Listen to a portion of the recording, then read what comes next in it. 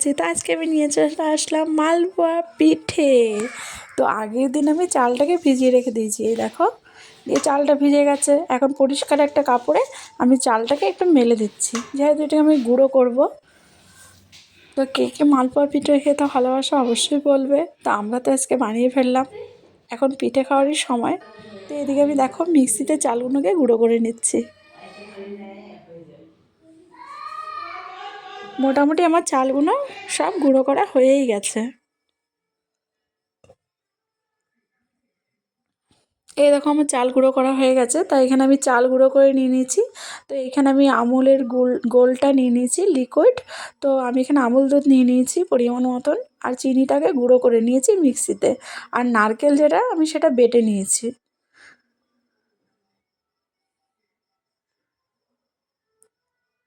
আপনারাও যে পারলে নারকেলটাকে বেটে নেবেন আর চিনিটাকে গুঁড়ো করে নেবেন, তাহলে ভালো হবে।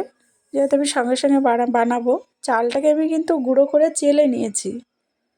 তো এখানে আমি গামলাতে নিয়ে নিয়েছি। তো আগেই আমি একটুখানি গামলাতে চালের গুঁড়োটা ঢেলে দিয়েছিলাম, চামচে করে নিয়ে নিয়েছিলাম। তো এরপর আমি পরিমাণ মতন চালের গুঁড়োটা দেব।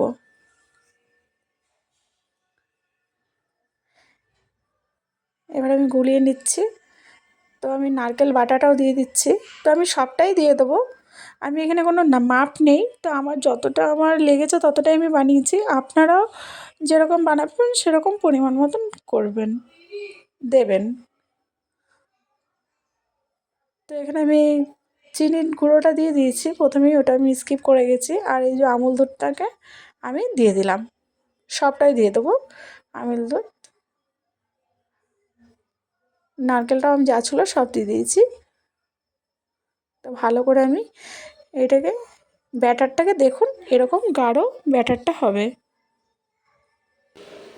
তো আমি কড়াইতে সাদা তেল দিয়ে দিয়েছি। তো এই যে এক এক করে ভাজতে থাকবো।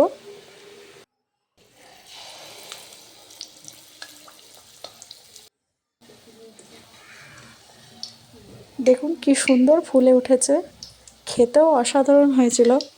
আপনারা বাড়িতে অবশ্যই ট্রাই করবেন। আমি জানি আপনারা মালপোয়া বানান, তো আমি একটু বানালাম তাই আপনাদের সাথে শেয়ার করলাম।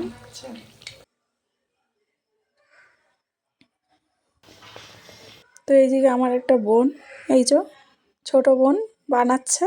সবাই মিলেই আমরা পিঠাটা বানিয়েছি, কেউ ক্যামেরা ধরছে, কেউ বানাচ্ছে, এই করছি।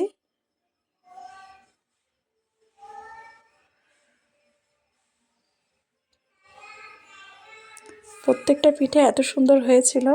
তো আমার বোন একটু দেখে হেসে নিল। তো আমরা একটু টেস্ট করে দেখছি, অসাধারণ হয়েছে। সবাই মিলে একটু টেস্ট করলাম। এই যে আমার ছেলে, এই যে মানতে সোনা, এই যে আমার ভাইয়ের বউ, ও একটা আমার বোন। তাই যে জেনি সোনা আমাদের বাড়ি, পুচকু যে সব থেকে বেশি দুষ্টু, আবার সব থেকে বেশি ভালো, ও টেস্ট করে নিল ইয়াম্মি। এই আমাদের বর্ষা সোনা, ও টেস্ট করলো, দারুণ লেগেছে ওর। আর এই যে আমাদের ছোট্ট পুচকু শ্রুতি সোনা, তো ওরও খুব টেস্ট লেগেছে। তা আমাদের এই যে বাবু সোনা, ও এখনও ছোটো, খেতে পারে না, কিন্তু ও বড় হলে খাবে। ওর মাই খেয়ে নিচ্ছে, ওর মায়ের তো ইয়াম্মি লেগেছে। ও এখন সবাইকে হাই করছে। যাক, তোমরা সবাই ভালো থাকবেন, আপনারা সবাই ভালো থাকবেন, সুস্থ থাকবেন। আবার দেখাবো অন্য কোনো ভিডিও।